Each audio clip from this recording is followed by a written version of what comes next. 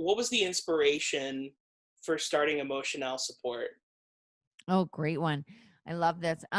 Well, I am someone who lives with bipolar 1 disorder, and I didn't have anyone to share that with.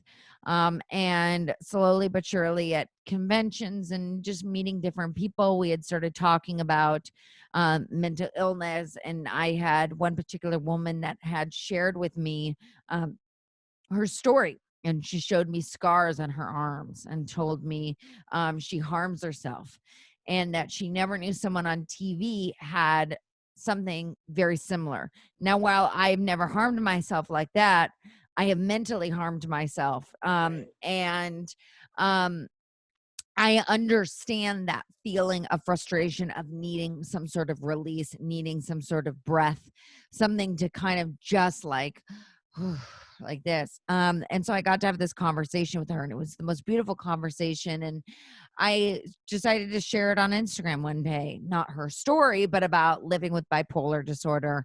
And it kind of went from there. And then someone said to me, why don't you have a podcast? And I said, I love to talk and I love to talk about mental health, and I want to bring awareness to this because no one is making it funny.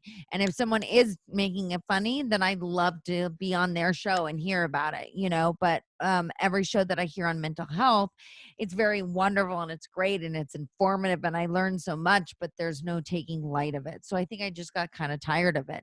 Sure. Yeah, and that's the thing that I love about emotional support is that you bring light into the darkness. And that's my favorite thing about. Thank you. Thank Yeah, of you. course. Of course. And I say that from the deepest bowels of my heart. I don't know why I said it like that, but I love it. I love it. From the bowels of my heart,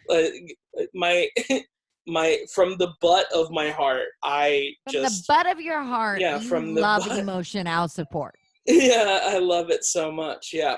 And so, no, but it's great because my favorite thing to do as a performer, whether it's, whether it's comedy, whether it's music, whether it's acting, is always Mhm. bringing light to darkness. For one, it's a good thing because it reminds people that they're not alone. And Mhm. also it reminds Yeah. people that, like, it's okay to laugh at this stuff, because if we don't, then it just makes things Then what's the worse. point? Yeah, yeah, Yeah, exactly. it makes things worse. Like, for example, I mean, a lot of people with comedy and stuff will get offended on behalf of other people. And that's something that is, like, kind of annoying to me, Mhm. because I will 100% care if it offends someone who actually went through something. Mhm. So, for Interesting. example, if I make a joke about cancer, if you have cancer and you say, "Hey, man, I have cancer. It wasn't really cool," then I'll be like, you know what? You're probably right. I'm sorry about that. I'll just change the joke. My intention was just to be funny. It wasn't to offend you. But if you came up to me and you said, "Hey, I know someone who saw a TV show where someone had cancer one time," Mhm, mhm, then I'm just like, really? Like, who mhm, are you? mhm. You know what I mean? The metaphor that I like to use is like when you're hanging out, like when a bunch of guys are hanging out and they have one girl with them, and, like, or the other way around, whatever. It doesn't necessarily always have to be a girl or whatever, but there's always that one person, like, you're roasting each other, you're like, "Oh man, you're fat, you're this, you're that, ha ha ha ha." And then that one person's like, "Come on, guys, he's not that fat," and then, like, makes it real. You know what I mean? Right, right, And then right, it's like, we right, were kidding.